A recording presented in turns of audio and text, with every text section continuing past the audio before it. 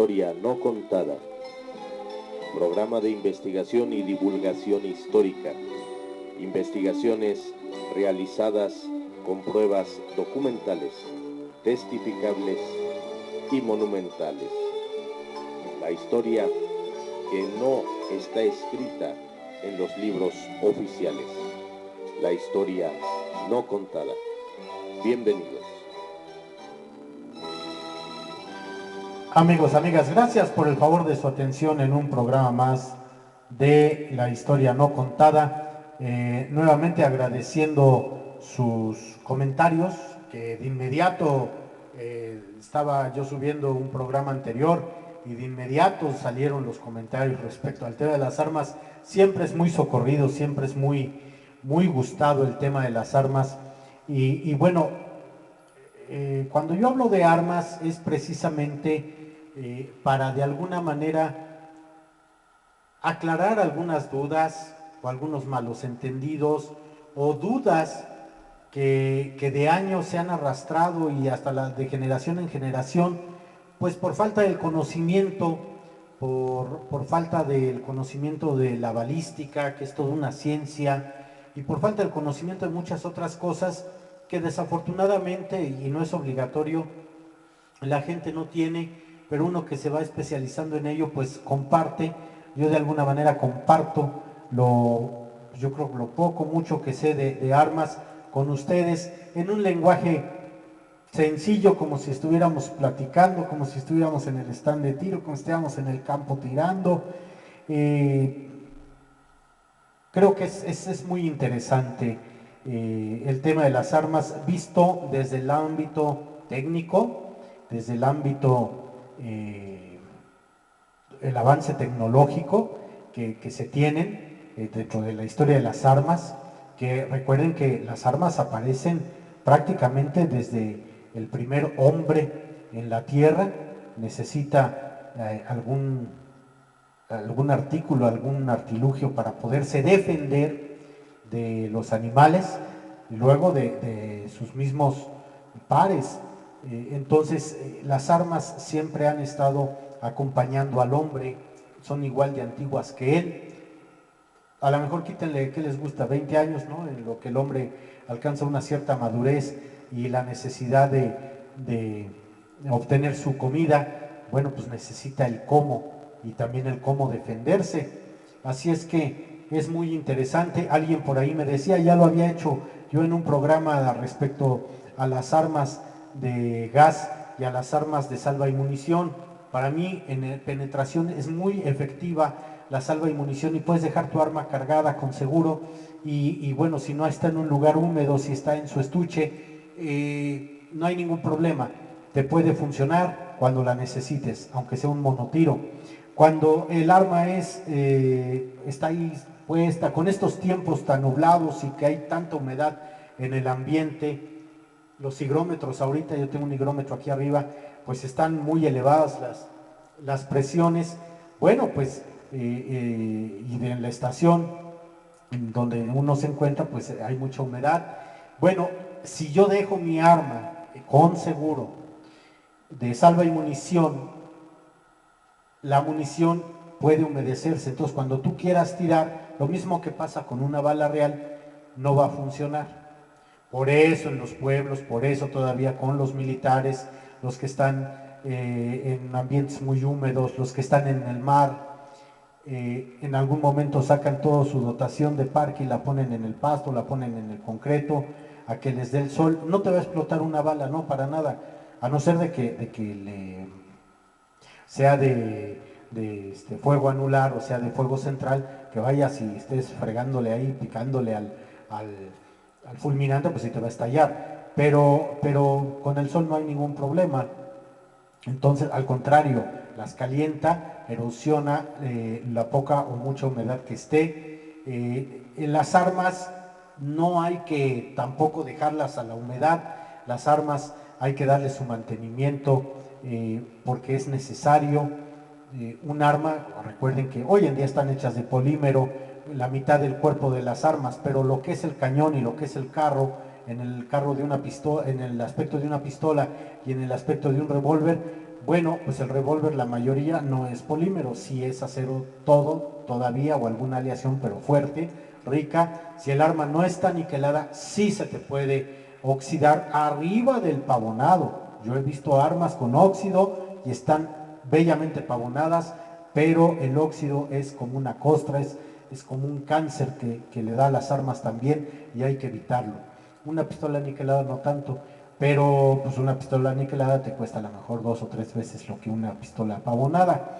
¿Qué es a lo que me refiero al níquel como cromado? ¿Qué es a lo que me refiero al pavón cuando está normal, negra?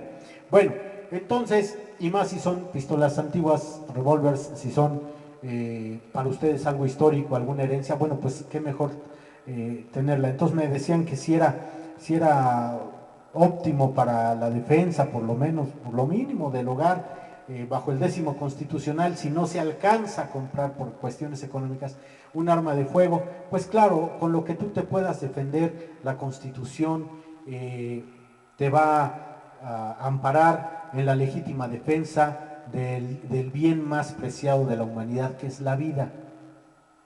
Obviamente después vendrá la familia o la vida de tu familia, pero por lo menos por el bien principal es tu vida.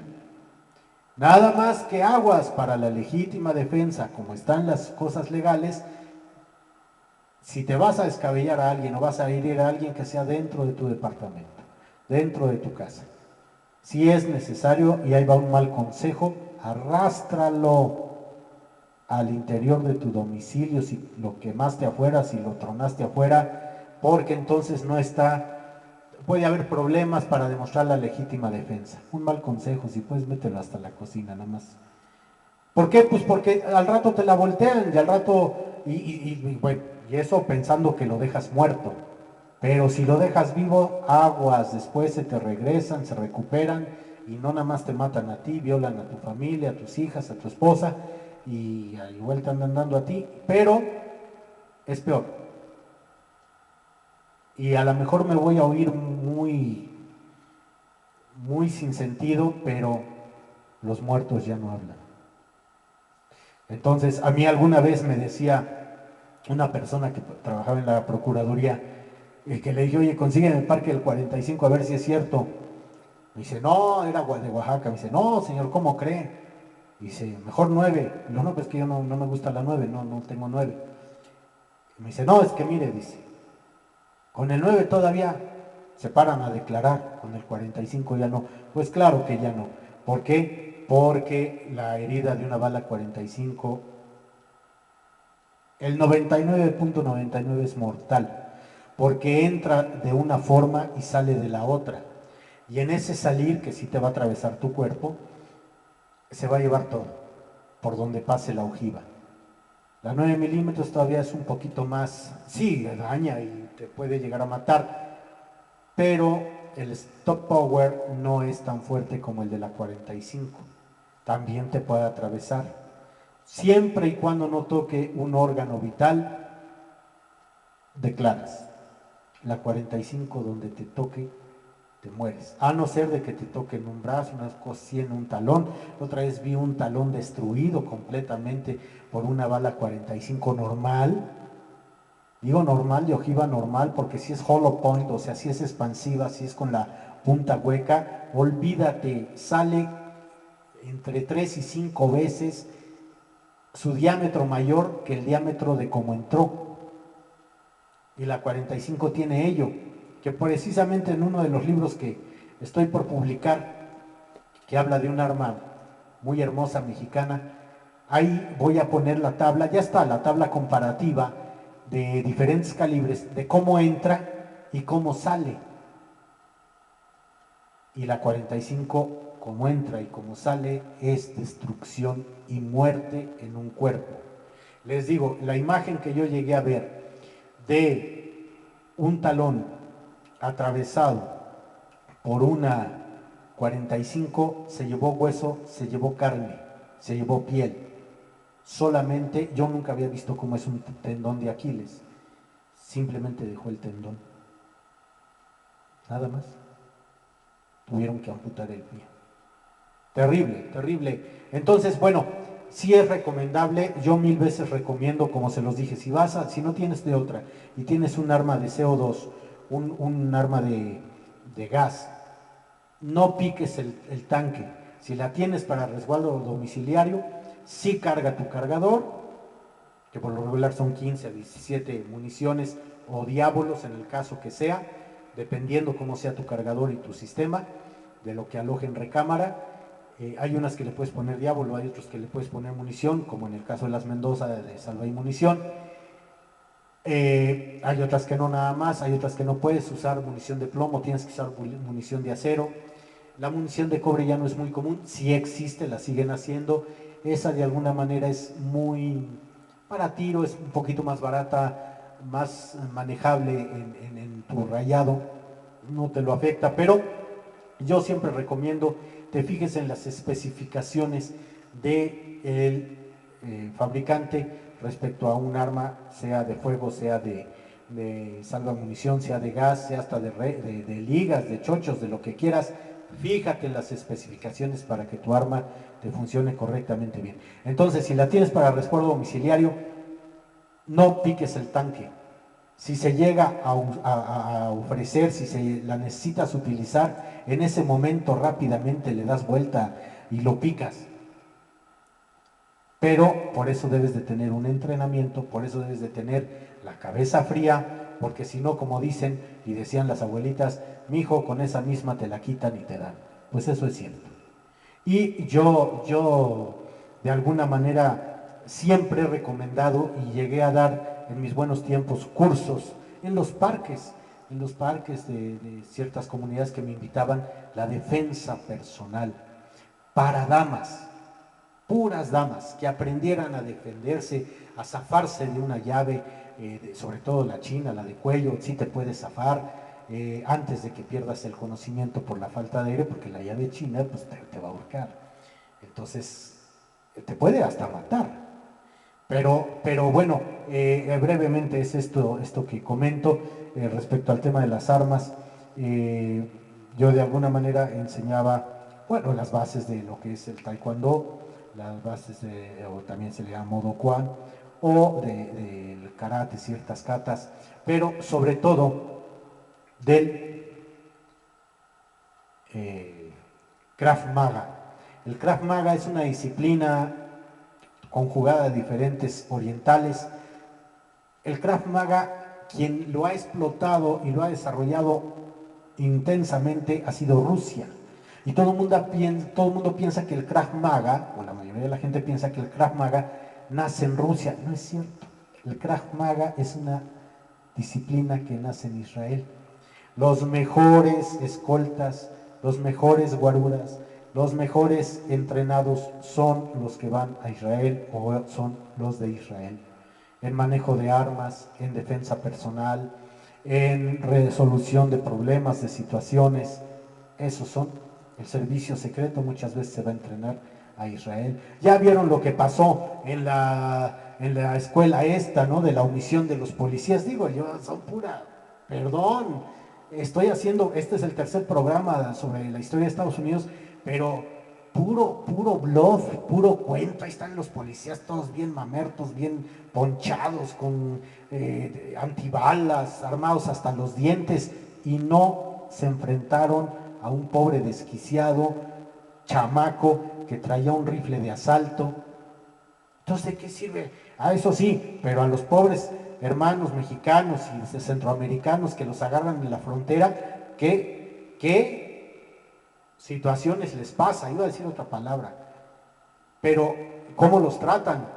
El grupo ese en Texas, que son civiles armados autorizados como custodios, lo que le llaman los Rangers, no los Rangers de Texas, los policías, no, ellos se autollaman Civilian Rangers, o sea, guardia Ranger civil, que tienen permiso de portación y se arma larga, arma corta, y ellos no detienen, ellos matan a los que se cruzan la frontera. Y es sabido por todos y no estoy escandalizando ni mucho menos. Entonces, esta última gran masacre que ocurrió en Estados Unidos, donde ahora están saliendo los videos, donde un policía llega y en lo que se están balaceando a los pobres niños, llega y agarra gel, ¿no? Porque pues el COVID, gel antibacterial, y los otros esperan y el otro hablando por teléfono, sale el comandante rogándole que tire el arma. Tú simplemente cantas 3 veces, tira el arma, tira el arma.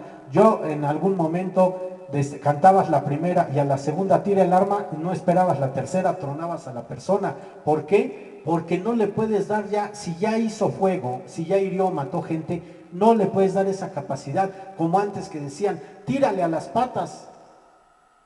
Pues si te da tiempo,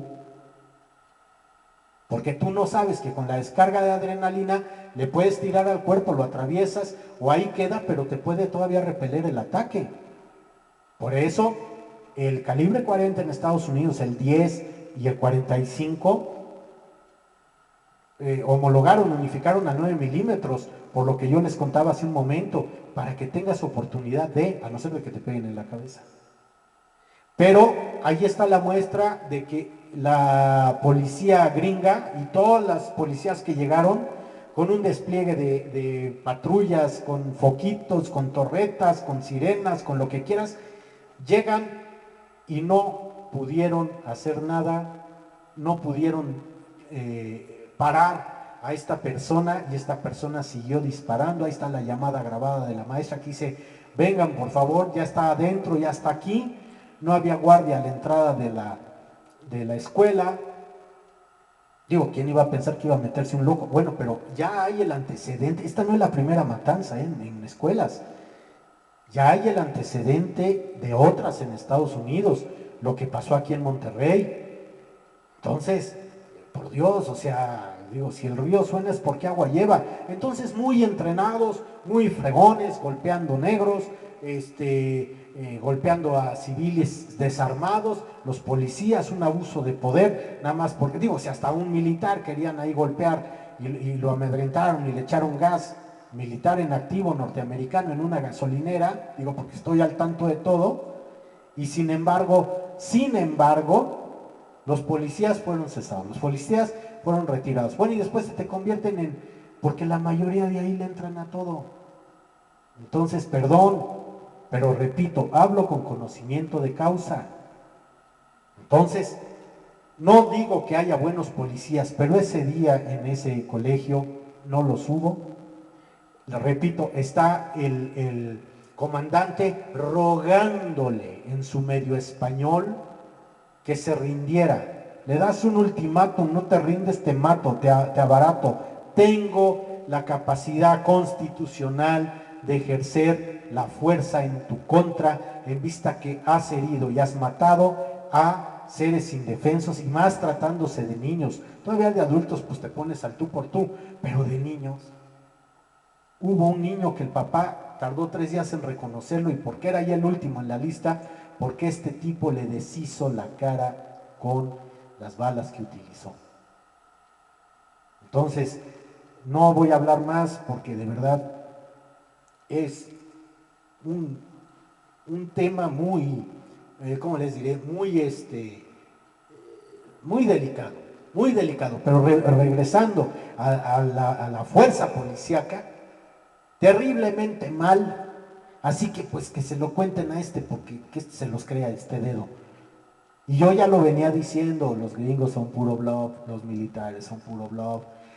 Obviamente yo no digo que sea la primera fuerza en potencia junto con Rusia, ¿no? Y de Rusia ya no hablamos, todos los crímenes de guerra que está pasando. Está confirmado que han llevado en Rusia a Ucrania, los mismos rusos están llevando crematorios móviles que jamás se habían visto para no dejar rastro de sus crímenes, de la muerte de civiles que no tienen armas, de civiles que no les alcanzó de otra más que quedarse en su casa y defenderse o guarecerse. Y esto es en la barbarie. Recuerden que en un estado de guerra, una vez que se manifiesta, se rompe todos los derechos, se rompen todas las garantías, porque por eso es estado de guerra. Entonces, hay que tener mucho cuidado y hay que saber de leyes y hay que saber de derecho internacional humanitario. Antiguamente en la Segunda Guerra Mundial, que por cierto me enteré por ahí que ya en el colegio militar no van a enseñar Segunda Guerra Mundial, que porque la justificación, no sé a quién se le ocurrió, como hay tantos mandos ocurrentes, que porque ya es muy vieja. Por Dios. Yo le hice un estudio al colegio militar de las 1000 batallas más importantes en el mundo, desde antes de Cristo, para darse esa clase a los de cuarto año, a los que ya van de salida, a los que se van a graduar como subtenientes, como suboficiales, ya que reciben su arma, que les regala el presidente de la República, que muchas son de reaprovechamiento, están bien chafas, pero bueno, sigamos el cuento. Por eso les ponen estuches muy bonitos, muy grandotes.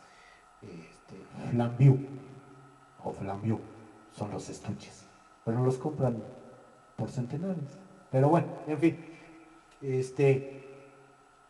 y sin embargo, pues hice el trabajo y pues ni las gracias me dieron. Si lo utilizaron o no, eso es lo que tiene el ejército muchas veces en la cuestión de docencia. Me das tu información,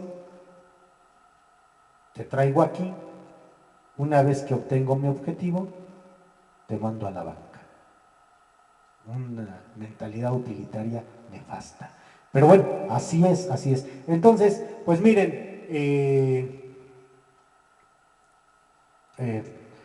esto que ha sucedido y esto que repito del blog y de que las series en la tele y tírese al suelo uy, ahora la ciudad de Chicago, ¿no? Con sus 3 programas del hospital, de los bomberos y de la policía, es lo mejor que hay, ¿no? Entonces, y así muchos, te das cuenta de que yo, te repito, así como en México, en otros países, no dudo que haya policías consagrados, policías de vocación, bomberos, todo servidor público, sobre todo de servicios, fuerzas armadas, que realmente tienen esa vocación o lo han heredado de su padre, de su madre, de haber servido a los demás en alguna de estas fuerzas. Pero de que la regaron y de que es más el bluff que lo real, que lo técnico, que lo táctico, que lo que se va a ejercer, pues ahí está la muestra.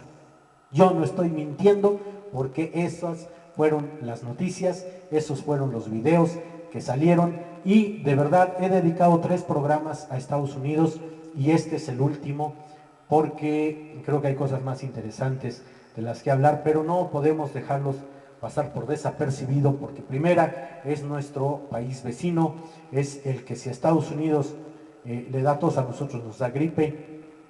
¿Y por qué? Porque la reserva del oro de México está avaluada en dólares. Entonces no podemos hacernos a un lado como lo quieren hacer ahora el gobierno presente, ¿no? De mandar al diablo el Tratado de Libre Comercio. Sería un gran error, un retroceso a los años 70 de México, que al parecer eso es lo que se quiere, pero pues estaríamos mal. Si México, óiganlo bien, si México deja de cumplir el Tratado de Libre Comercio con Canadá y Estados Unidos, habrá sanciones muy severas para nosotros los ciudadanos, o sea, para México en general, para nuestros hijos y para los hijos de nuestros hijos, porque esas deudas se heredan. Este gobierno le tira muy duro a Porfirio Díaz, es el único, ni Juárez, Díaz fue el único que pagó la deuda externa. 220 millones de dólares pagó gracias a la venta de aguacate, mandarina y naranja a China y a Japón. Y claro, de ser el primer exportador mundial de plata. Pero fue un dictador. Se hizo más que todos, así de fácil. Y si se quieren perpetuar todavía más en el poder para muestra el botón, no, que Dios nos libre y nos agarren confesados. Y el que no conoce su historia, país o persona, comete el mismo error. A lo mejor ya muy trillada esta frase, pero no deja de ser verdad, no deja de ser una realidad. ¿Y qué es lo que quieren ahora? Pues quieren cambiar la historia, que no sepas lo que pasó antes, que no sepas lo que pasó atrás. Cuando Antonio López de Santana hace su declaración del estado de guerra y de la defensa de Chapultepec, días después, al 13 de septiembre de 1847, donde culpa al general Nicolás Bravo, donde culpa a Mariano Monterde, general director del Colegio Militar de Chapultepec, los culpa, pero él jamás asume, y hasta es ofensivo con Bravo, jamás asume su responsabilidad de que porque lo mataron, no habló, pero cuando le retira 600 hombres al coronel, ahora coronel, era teniente coronel, Felipe Santiago Xicoténcatl le dice sus cosas. De esos 400 del batallón activo de San Blas, que venían de San Blas, Nayarit, porque era un batallón guardacostas, al mando de Xicoténcatl, quedan 20 de 400. Una noche antes, que ellos cubrían la falda hacia la garita de Molino el Rey, ellos cubrían la falda del cerro de esa parte, hagan de cuenta camino hacia el zoológico, por ahí estaban los hombres de Xicoténcatl. Una noche antes, 2 noches antes, Santana le lleva 600 hombres, y una noche antes, al 13, o sea, eso fue el domingo, le retira, porque la batalla fue el lunes, si mal no recuerdo, el lunes 13 de septiembre, no, domingo 13 de septiembre, el sábado le retira a los 600 hombres, que porque tenía informes de su inteligencia de Santana, que iban a entrar por la garita de Belén, ahí por Santo del Lago y todo eso. No es cierto. Y dejas a Xicoténcatl con los 400 que traía. Y después, ya hice un programa de los partes de guerra de lo del 47, ojalá los puedan buscar aquí en el canal y los vean. Hago la lectura del parte de guerra de cómo le contesta Nicolás Bravo, cómo le contesta Monterde, y cómo un general santanista habla del honor para no meterse en broncas, porque sabía que Santana estaba mal. Entonces, ¿por qué no reconocer los errores mismos en su medida, pero igualitarios en sus consecuencias a lo que estamos viviendo hoy? Pero en fin, amigos, amigas, es una pequeña reflexión sobre las armas, sobre lo que estamos viviendo, sobre los policías bluff, y discúlpenme la palabra, mamones y omisos de la masacre del jardín de niños en Estados Unidos, que no es la primera, pero sí es la que ha cobrado más víctimas. Y con este programa cierro los 3 programas que he dedicado, gracias al material que me trajo el capitán primero de Infantería, diplomado de Estado Mayor, Ricardo Alberto Rodríguez. Me lo obsequió, me lo facilitó, y por lo tal me ha dado estos elementos para poderlos compartir con ustedes. Bueno, pues les quiero compartir precisamente unos documentos históricos, copias obviamente, pero muy bien hechas, muy bien hechas, del primer dólar. El primer dólar de Estados Unidos, el $1 que le llaman, está fechado con,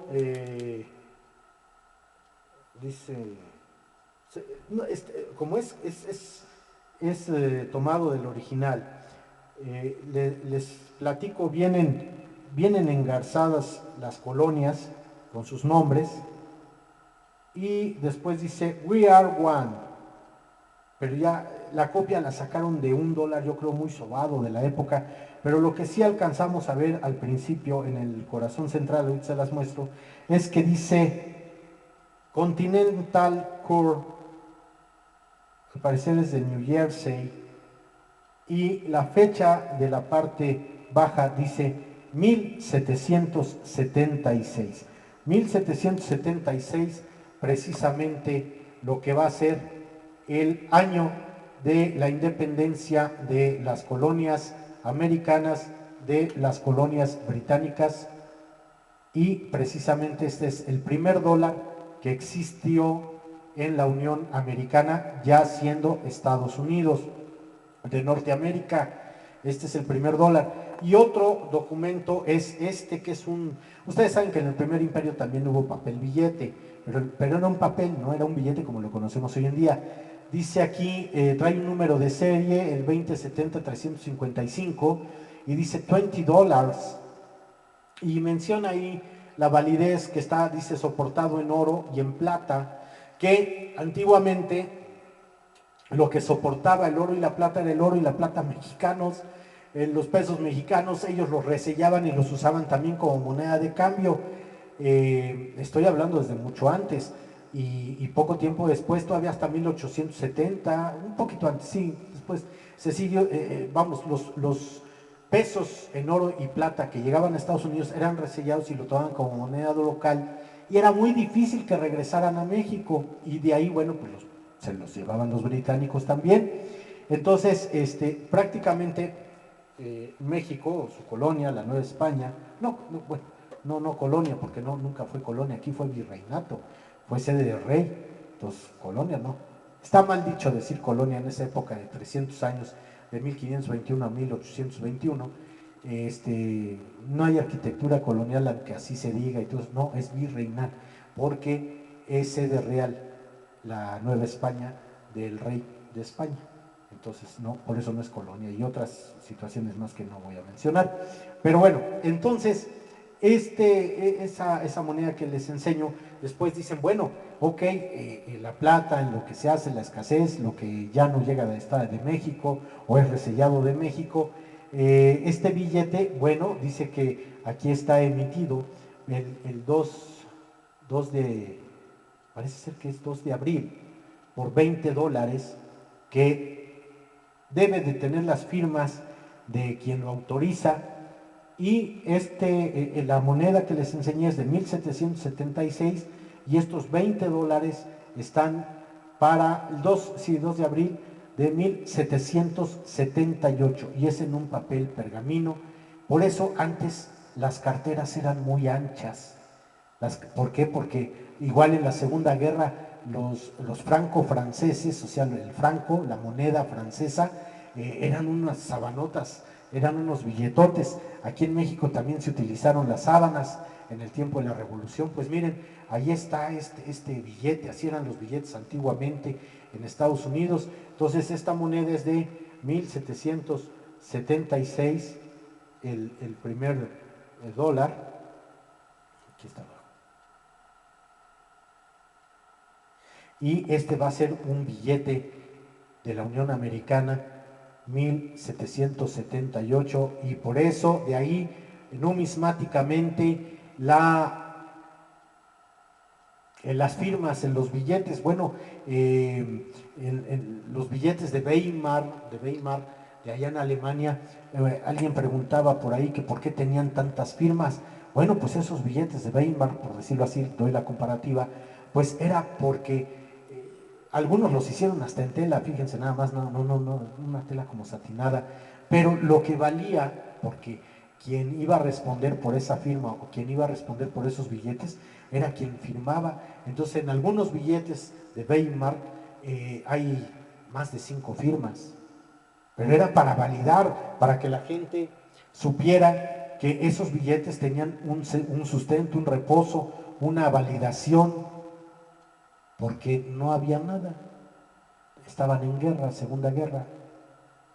Weimar es una provincia chiquita, sí, con su moneda, pero pues es como en los tiempos de la Revolución aquí, bueno, desde la independencia, ¿no? Con los Morelos, los sudarios famosos del general Morelos, los bilimbiques, las sábanas en la Revolución, el peso Muera Huerta, todo esto, pues cada quien sacaba sus cosas. Y como breve colofón a la presentación de estos documentos, que agradezco mucho, les leo un poquito sobre la guerra de los Estados Unidos.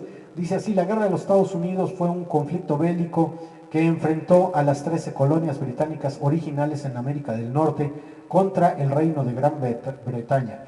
Ocurrió entre 1775 y 1781, finalizando con la derrota británica en la batalla de Yorktown, y la firma del Tratado de París. Durante la guerra, Francia ayudó a los revolucionarios estadounidenses con tropas terrestres comandadas por Rochambeau y el Marqués de Lafayette, y por flotas bajo el comando de marinos como Guichen, de Grace, Stein.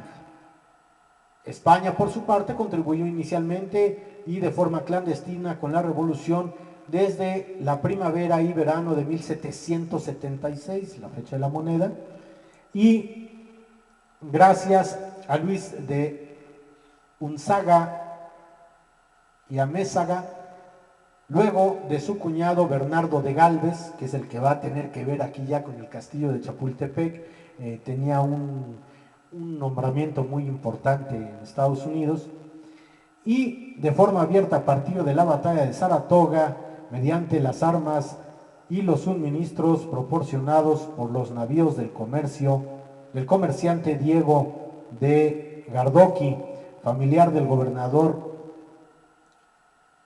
Unzaga, y abriendo un frente en el flanco sur. Las colonias británicas que se independizaron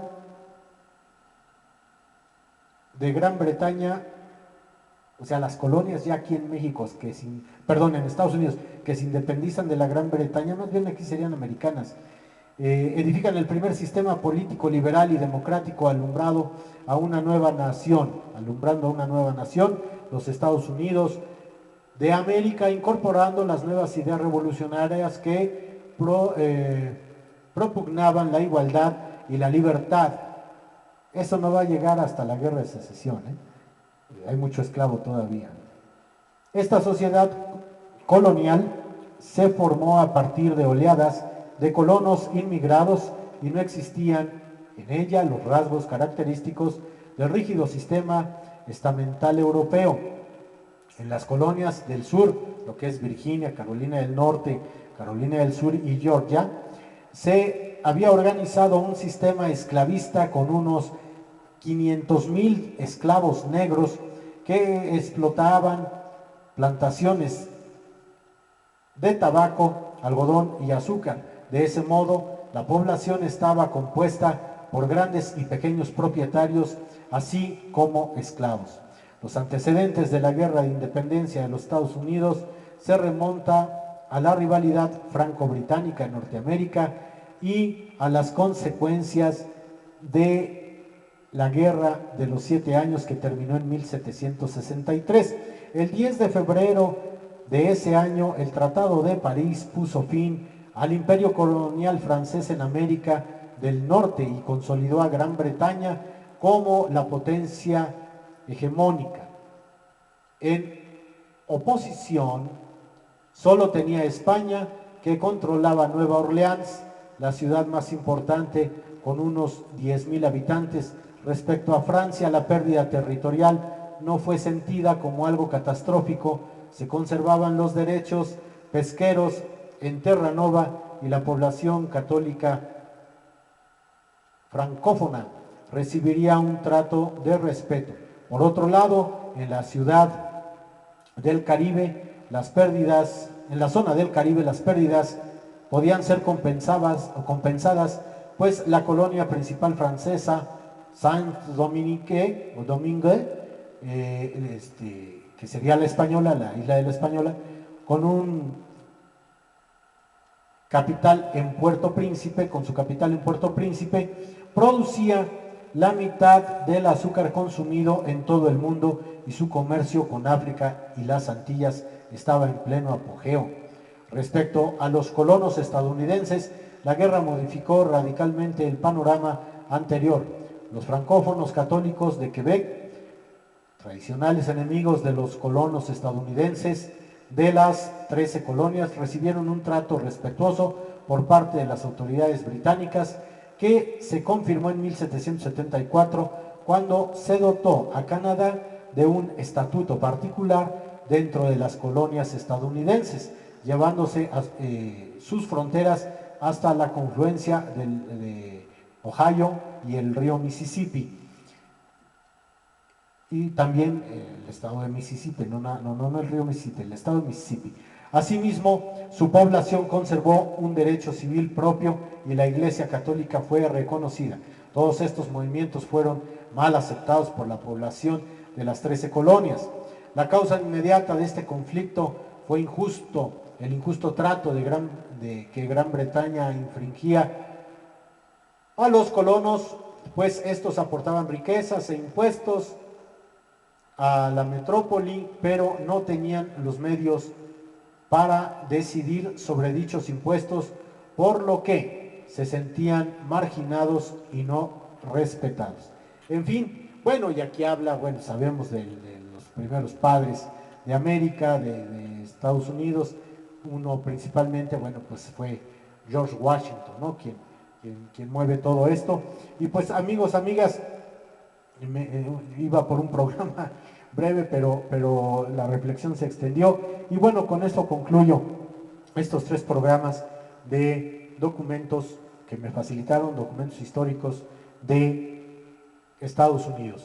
Quiero mandar un saludo muy afectuoso, antes de concluir, a el comandante Joaquín Horstman de la Guardia Nacional. Comandante, sabe que lo aprecio y esperamos siempre que todo sea bueno y que todo esté bien.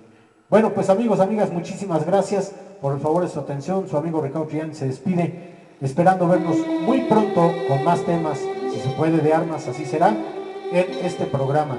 Y les repito, todavía tenemos algunos, de los dos, algunos libros de la breve historia de la educación en México, que por cierto, déjenme decirles que los certificados de kinder, primaria y secundaria, bueno, sobre todo de primaria y secundaria, salieron con la leyenda de los 100 años de la SEP.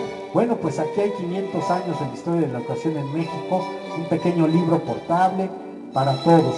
Y también quedan ya muy pocos sobre la breve historia, apuntes breves de la historia de México y otros. Les va a gustar, 19 temas y un anexo. Por el favor de su atención, su amigo Ricardo Triani se despide. Gracias, hasta la próxima.